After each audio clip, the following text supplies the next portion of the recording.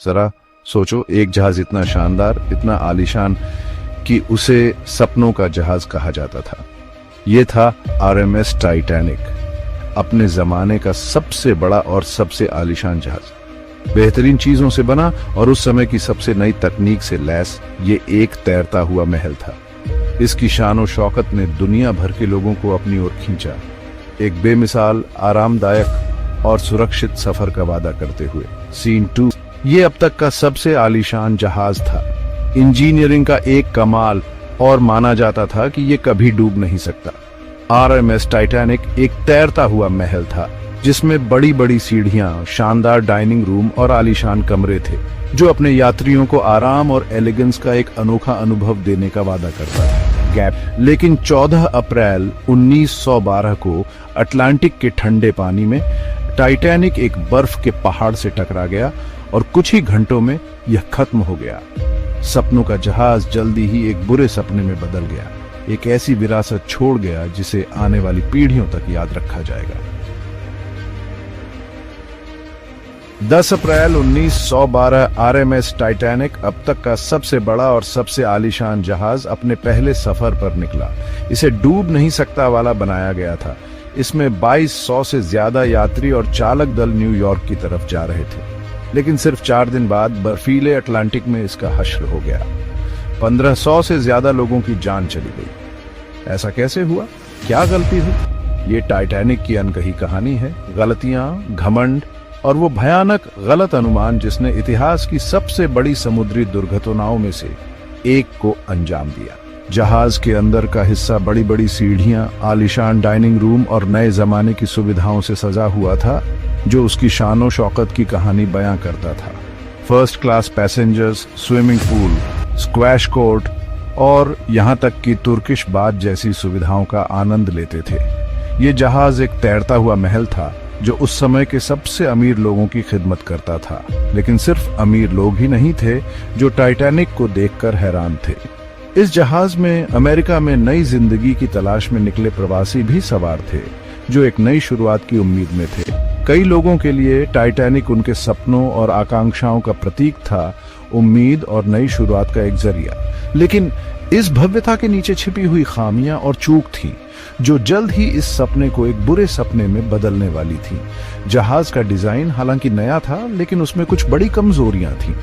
उदाहरण के लिए, पानी को रोकने वाले कंपार्टमेंट ऊपर से बंद नहीं थे, जिससे पानी एक से दूसरे में जा सकता था। जब जहाज एक बर्फ के पहाड़ से टकराया तो ये खामी बहुत बड़ी साबित हुई।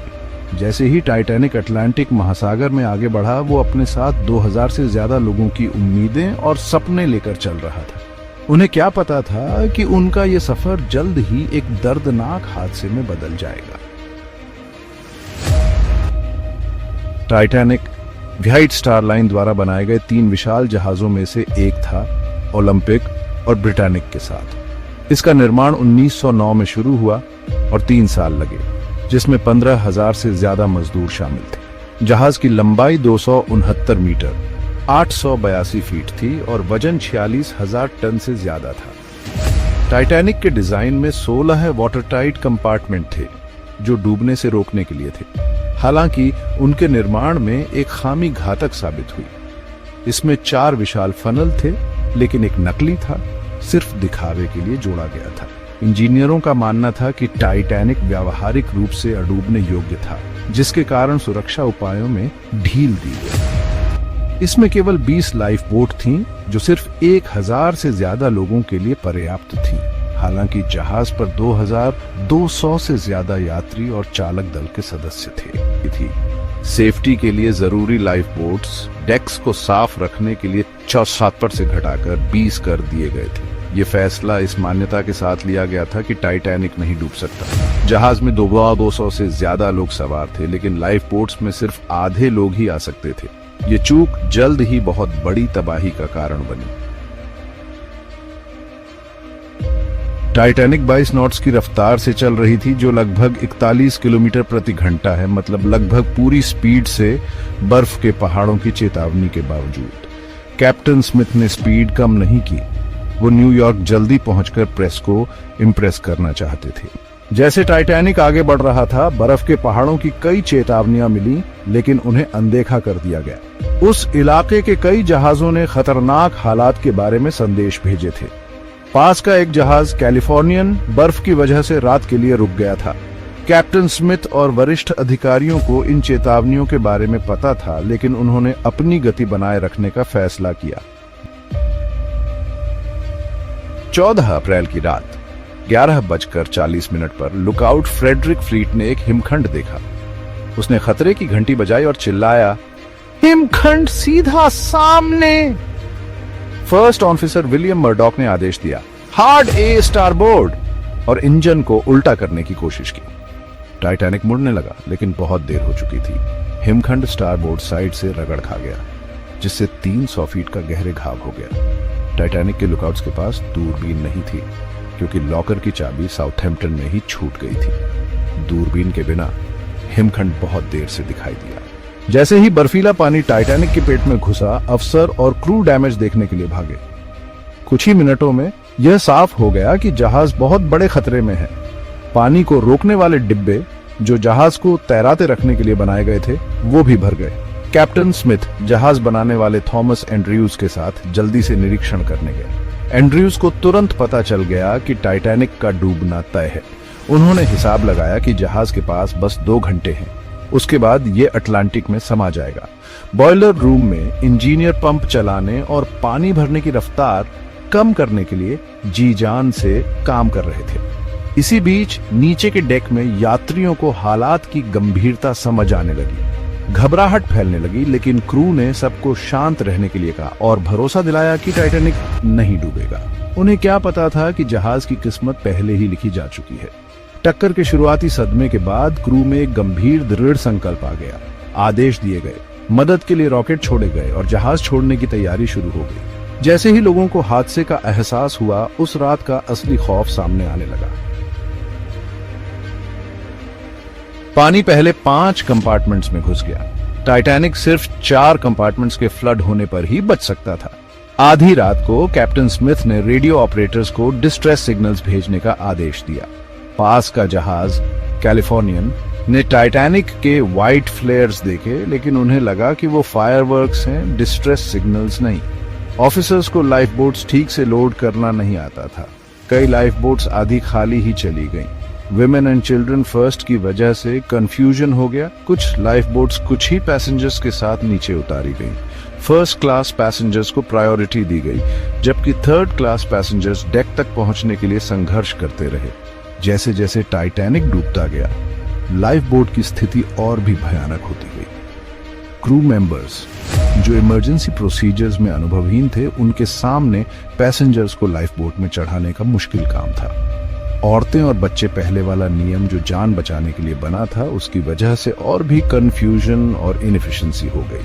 65 लोगों की कैपेसिटी वाली लाइफ बोट्स में सिर्फ 12 लोग ही बैठकर लॉन्च की गई। इसके अलावा पैसेंजर्स में दहशत और डर फैल गया। बहुत से लोग टाइटैनिक की सेफ्टी छोड़कर लाइफ बोट्स की अनिश्चितता में जाने से हिचकिचा रहे थे। यह हिचकिचाहट कई लोगों के लिए जानलेवा साबित हुई।